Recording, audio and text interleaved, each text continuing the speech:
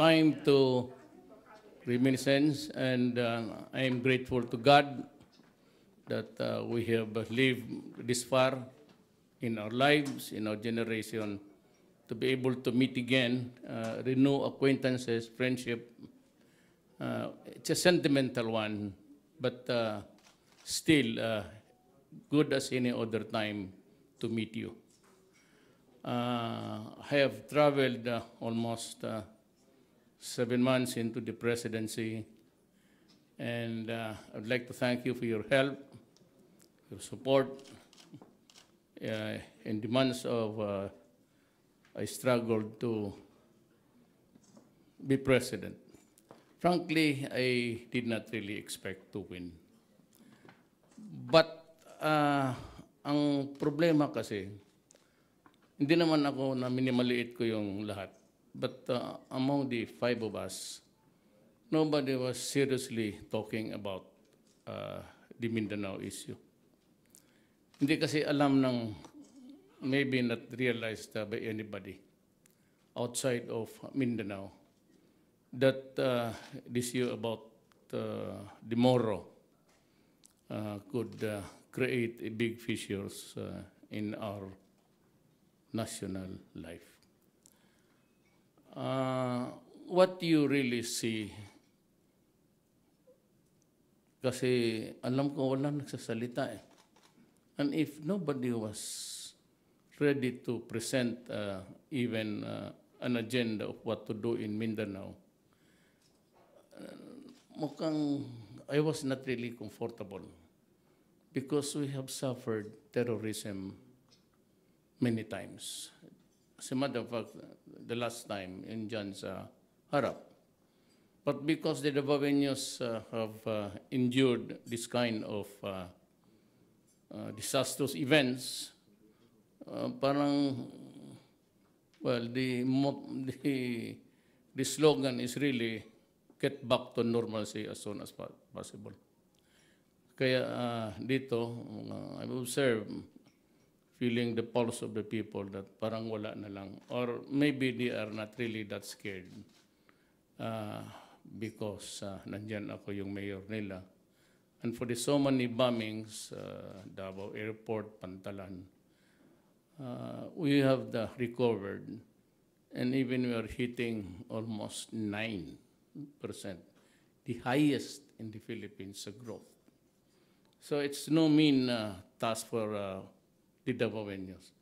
I do not claim any credit for that. Were it not for the understanding, the concessions that you have given me, good faith, hindi ako aabot dito. And of course also, without the help of the military and the police, I would have struggled more to come to terms ano ang nangyayari sa atin dito. So back to Mindanao. What you maybe saw or seeing now, at least a part of the population, sa Moro, is the Moro nationalism. And that is really because long before Magellan landed in Leyte, bringing with him Christianity, Mindanao was already Islam. Sabi nila to the Moro scholars about 1 century. But I've had the chance to visit Malaysia. At I requested for some time to go to the archives of government. I would place it about mga 70, 60.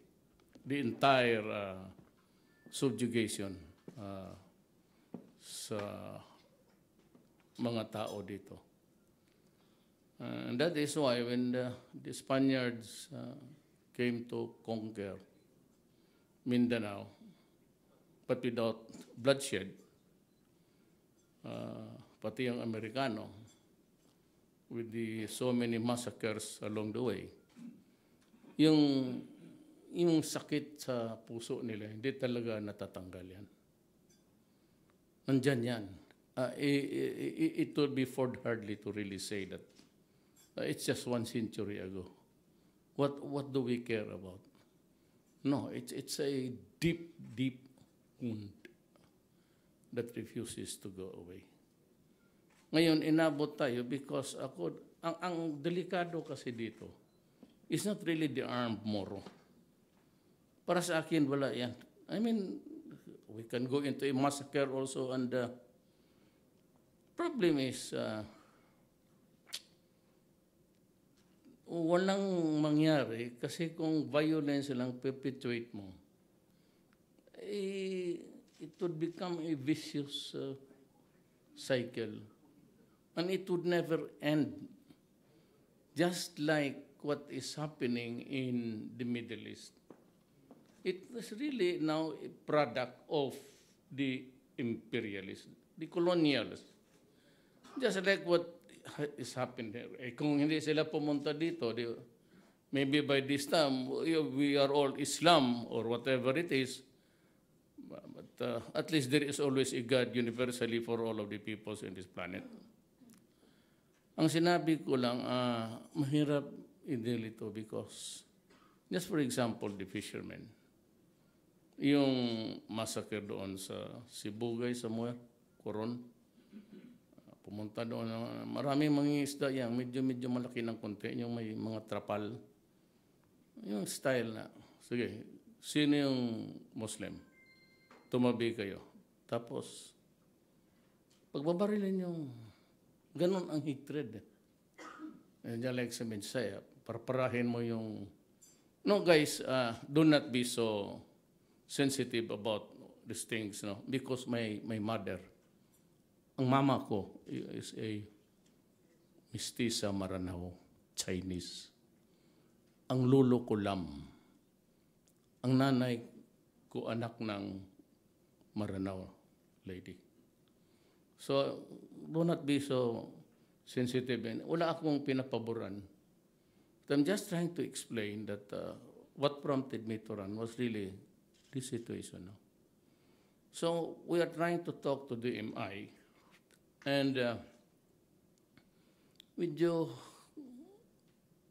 receptive sila. Maybe because matanda na, they have realized. But the problem is, every generation produces another set of leader. The old ones, sila Murad, Japar, and even Nor, is ready to talk, but concessions. Itong mga bago ngayon, and that what scares me, are the scholars. And there are Arabs now in the area of Zamboanga, Hulo, and papuntang Lanao. And itong Maote, we suspect that they have pledged the allegiance to the ISIS. Nagbibidahan yan sila. They are trying to outbid each other dito sa Malaysia pati sa Indonesia. Kung sino yung pinaka-brutal at nasusunod yung parang style talaga nila, the culture of violence, para sa kanila, yun ang dapat bukang chapter na Lions o JC chapter, ganon, dito. And they are showing really the brutality. Now, we are now faced, that's why I said, I decided to run. Walang nasita. And of course, corruption. Well, run of the mill that we will take care of government, but nobody was really there on the stage with a raids. Walang para sa hindi ko nakikita, yung ayaw ko pang tumakbo, wala akong nakikita na talagang galit sa corruption. Yung nagbumur, ninyo, bakit ginagawa na ito sa amin? So, yan ang ano ko. Then I decided one day, doon to my dismay, ayaw ko, marami man kaming abogado dito. But I do not really agree with the Supreme Court, yung sinabi nila na si Grace po, Pilipino. Because for one semester, pinag-aaralan namin yan sa College of Law. na the only way you can be a natural born is paglabas mo sa womb ng nanay mo, Pilipino ka. Pabalik-balik yun. So I cannot imagine how the Supreme Court arrived at that ridiculous of adopting a treaty or agreement, giving now the foundlings the citizenship of the country where they are found. So, hindi namin makuha and many other decisions of the Supreme Court, which I really take a stand. Hindi ko maintindihan kung bakit gano'n. So doon ako, actually that was the moment when I said, akong ganun, tatakbo na lang ako. But I have nothing against Grace. She's a fine lady. I knew her sometime. But yung sinabi niya na hindi kami nag-usap kami, nakalimutan lang siguro niya na may kinukuha ng yung aid ko. Yung conversation namin sa bahay ng mutual friend namin, na mutual friend ni Sunny rin, pati akin. Doon sa kay Berna. So, hindi totoo yung... Pero nag-usap kami, parang tinatansya ko lang. Wala silang okay, we will take care of that. But nothing from doon sa iba na yung may galit. Kaya nung nanalo ako, I made my stand. I just made, alam ko, politiko ako. I've been your mayor for 23 years, your congressman, your vice mayor. Hindi, bula yung mga gano'n na you make a monologue in front of people that will take, tapos itong infrastructure. It's an annual implementing. Whether you like it or not, nandyan yan. So, but you have to take care of the other issues. Kaya nung nagsalita ako, sabi ko, I will stop corruption. And I will do it. Pati Brad ko dalawa talagang pinatalsik ko. Basta sinabi ko, umalis kayo. Brad ko sa law school. And a host of LTRB. Basta ring regulatory bodies, puro corruption yan. The least that the government interferes, the better for all of us. I'm trying to minimize, but the next target, which is really urgent, yung police. Saan ba si Rod? John Garcia? Alam mo kasi, whoever really amended the law, alam mo, was a very stupid general. Kung sino yung... Talagang stupido. Yang SP1, SP2, hindi ko talaga maintindihan kung ano yung yawa na yan. Pag sinabi SP1, SP2, SP3, tapos police inspector, senior police, ang mga tao, until now, pati ako presidente, pag sinabi SP1, ano ba yung katumbas dyan sa, magsabi, ano yan sa Lieutenant Colonel, ibalik ko yan, at ipariori ko na, kaya mag-upo ka na doon sa, you sit down there and review the police act. Ibalik mo lang, Rod. Sabihin mo dyan sa crime yan, ibalik lang yung police first class, constable, tapos sergeant. Bantay ka, ha? Kung hindi ka magpunta doon. Kami naman ni Rod, actually, kasama sa class 61, maniwala ka. Ako, to expelled, ito talsik, ako talsik. Pati si Tamano, apat kami pumunta ng Holy Cross of Digos. Tanginang yan. Pero nakagraduate kami. Siya pumunta sa police and to become a general. Believe ako. Yung si Tamayo naman, naging barangay captain, pero ayaw na ata eh. But tinahanap ko na Rudy kasi magkasabayan sila eh. Dumating. Kami ni Tikboy ang kasabay. Pumunta doon sa mga Brothers of the Sacred Heart. Kaya hindi man dito, pero sabi, ayaw talagang buang, sabi ko, ilang reunion niya. Inutusan ko yung pulis, pick upin mo, sabihin mo na pinapahuli ka. Huwag mo lang sabihin na dali dito. Buang na yan. Ayaw, sabi ko, many times I've met him. Sabi ko, why don't you attend the reunion for old time's sake? So, yun ang ano.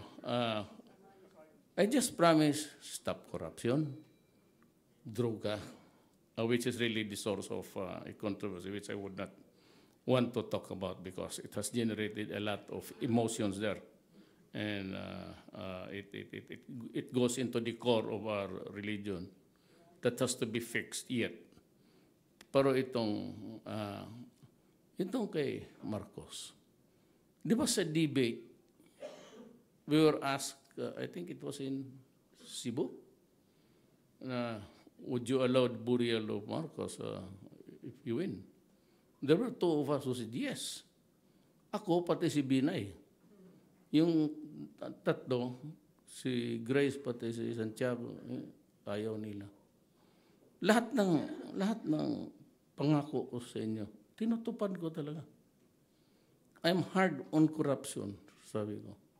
As a matter of fact, in the olden days, you know, it takes you about 2 to 3 years to get your papers from the departments. It could be the DENR, DAR, or whatever. Ngayon, limit kami. It is a self-imposed rule amongst us, cabinet. 30 days. I would like to also change the scenario dito sa local. Dito yung panahon ko, 3 days. Business permit, electrical permit, 3 days. And, pagka hindi ko kasi ginawa yan, I do not think that I would have really succeeded by the time if I get to live by the grace of God, kung buhay pa ako. Hindi ko tingin ko I could not have really may ginawa ako para sa bayan. But if I could just change sa local government, kasi dyan ang corruption na marami. Dito sa taas, maasahan ninyo, wala yan. As clean as it could ever be. Pero yung sa baba, yung mga director, yan yung mga registrar, whether the updates or register sa civil register. Yan yung mga corruption because they just simply,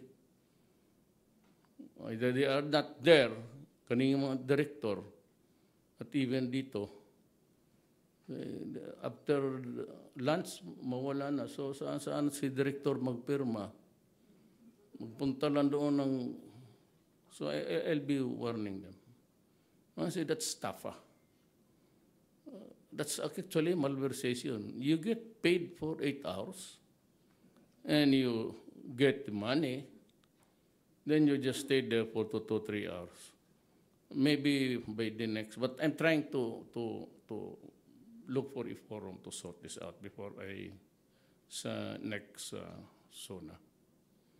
Because I will reforms. I want the police to start. And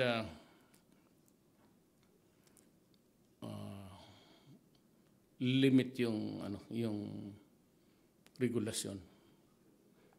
Gusto ko tanggalin yung regulasyon. Basta bayad ka lang sa akin. BIR, okay yan. Kasama ko sa dormitory. Dulay is from Baguio. He's good. Paildon is, how is he, Sunny? Also good? Well, Paildon is not really a lawyer. He has to grapple his way sa trabaho niya. But nag-usap naman kami. By tingin ko, by and large, medyo okay tayo. As long as corruption will stop and the money utilized really for which it was appropriated, spent, parang tataas tayo. Sunny just gave me the good news was it the other night? And we're good sa ating credit rating and we're not doing bad actually. Okay tayo. So, thank you to Sunny. Talagang ito yung expert sa pera, palimbasa, may-ari ng hotel.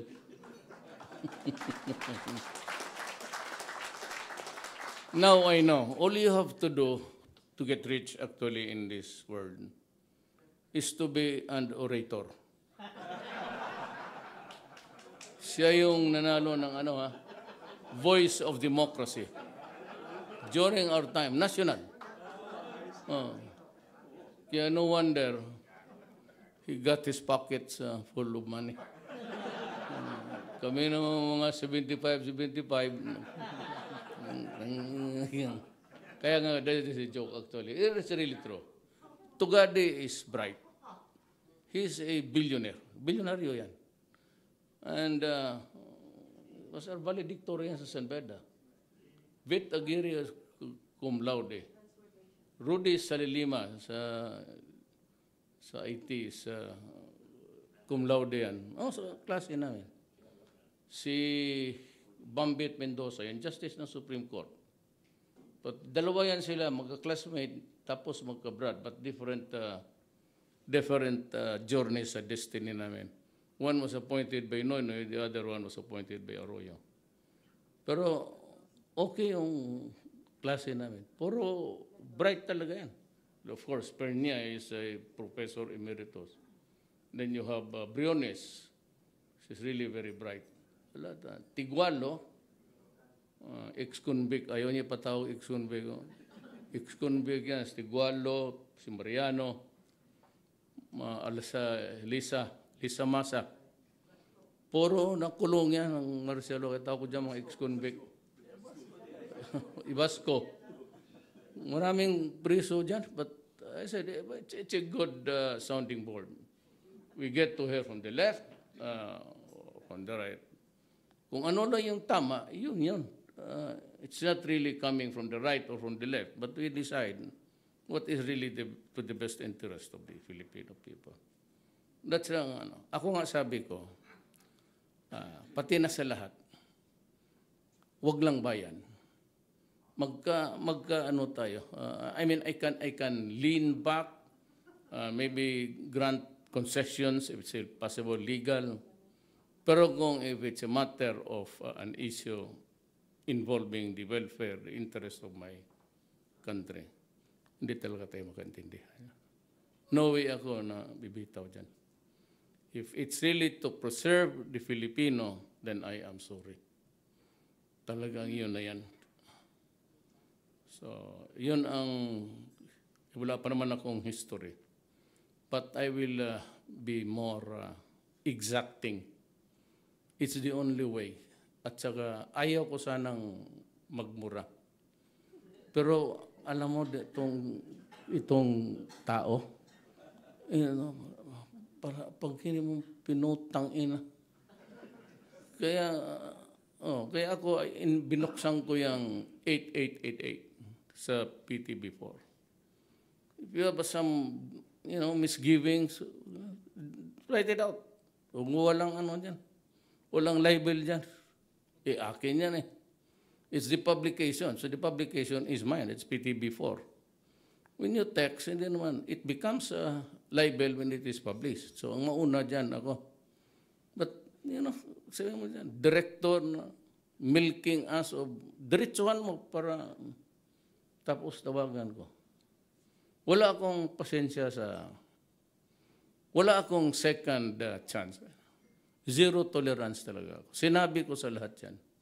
Kaya sabi ko sa mga taga-gobyerno, pasensyahan talaga tayo.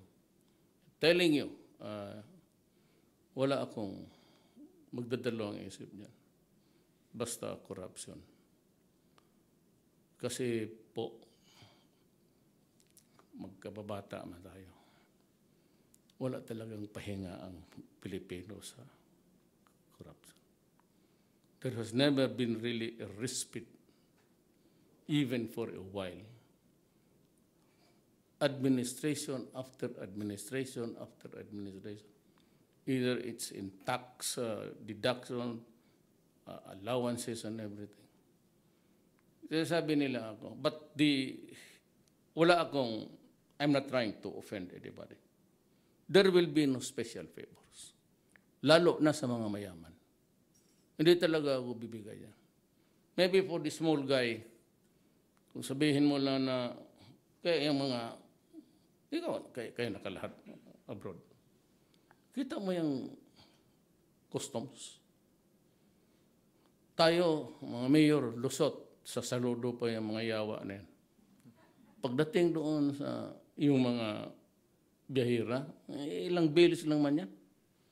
Tapos pahirapan, lagay sa kanto. If is there in the corner, not moving, it's money. Kasi wala namang nasabi na huli. Kaya dito sabi ko, ito ang mensahe sana na gusto ko, pati sa simbahan. You tell the faithful to be assertive ang Pilipino. They must insist on the rights. Kaya sabi ko sa customs, pag may open yung luggage mo, tapos pag he begins to pick up something there for himself, putang ina, sampalin mo. Create a scene because I will know. Because it would get the attention of everybody. Marami namang ano dyan. So yung, madali lang man mag-text. Kaya nag-away, naging skandalo kasi paano kinukuha yung... Sabi ko, gusto ninyo sa pera, putang ina doon kayo sa cargo. Yung bilyon yun doon. Huwag yung galing sa... Bakit mo pakialaman yung... galing sa... alam mo, ang Pilipino, lalo ng medyo yung middle class, pagpunta ng Hong Kong, magbili ng mga damit. Yung papanggamit man, 2 o 3 luggages. Yung mga returning kawawa naman, may dala-dala pa sila para sa pamilya nila. Tapos kaltas. Kaya minsan dyan may gusto akong sipain, mayor ako noon. Meron siyang telebisyon na maliit. Gamit na God.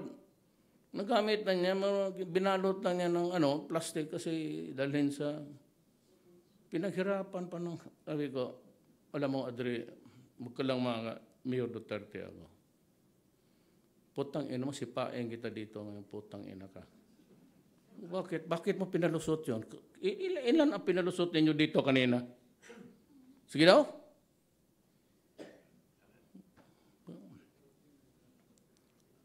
At saka yung, wag na lang ako, not so much, wag na lang yung, ayaw ko sa, I do not really want to quarrel with the church. But ito lang sabihin ko sa inyo, even Sunny, even Gary, how long did it take you to earn your first million? Sige daw. How long did were you able to acquire even the comforts of life? How many years? Putang ina itong durugista. He goes into it overnight. He's a billionaire. Not only that, he corrupts the people, corrupt the government. Ang ayaw ko because they create slaves in my country. Diyan ako galit. Kagaya rin ako galit dyan sa Middle East na basta rape dito, rape doon. Kaya yan kasi ang nangyari. Totoo lang sabihin ko sa inyo, pumunta ako ng Saudi Arabia because itong dalawang taga-Turil were caught giving groceries. So the mayor kept, yung deputy mayor doon kept coming back, asking for my help. One day, dinala nila sa So umiyak yung nanay, umupo dyan sa gate ng... So I decided, sabi ko, puntahan ko sa Saudi. So, niyaya ko si Dilang Galing, sa Lupudin. So, sumahan ninyo ako. Yung mga moro na legislators. dati nakausap namin si Fad, but he was off his rockers a little bit. Di na masyado. But he was able to make something out of my pleadings. So, binalabas. Pero sabi nung advisor, maybe you'd want to talk to your counterparts sa parliament nila. Yung parang security, in charge with security. Sabi niya, something to say to you. Dipunta ako. Sabi niya, alam mo, Congressman, ang Arab culture, hindi Muslim ha, hindi Muslim, Arab culture. Especially yung mga medyo ignorante pa. Kung baga sa Riyadh, hindi city, hindi masyado yan. Pero kung na-assign ka parang Kalinan, Mungkayo, Nabunturan, I mean, whether you are bought from the slave markets of Africa and the Middle East, or you are paid as a helper, kasali na dyan ang paggamit ng babae. Ayaw kong sabihin yan publicly because lahat ng mga lalaking nandito na iwan, naturiri. Makaisip niya, kung sabihin mo yan, isip niya araw-araw ginagamit yung asawa niya. So, he resorts to forget inom or drugs. Ang ayaw ko rin dyan, kasi yung isa nasa Qatar, ang asawa, yung isa naman nasa ng ibang magkahiwalay pa. And they work their ass to death. Pagkamatay ng trabaho, remit the money, nila na nag-aral yung anak nila. Alam mo, 1/3 ng mga anak ng OFW, anak ka ng puta, drugs. So what happens now to this sacrifice? Yung nanay hinindot pa doon, magtrabaho pa, magbigay ng sweldo, tapos ganon ang gawin mo. Kaya iyan ang galit ko. Never mind about yung wag na in this case. That's my moral. I will bring it to my grave. But may rage ako. Kaya, wag ka talagang pag sinabi kong wag. Bakit ito sa Davao? Mayroon. In trickles, ito kaprangkahan ko kayo, yung nangyari dyan sa Turil. There were 13 of them actually.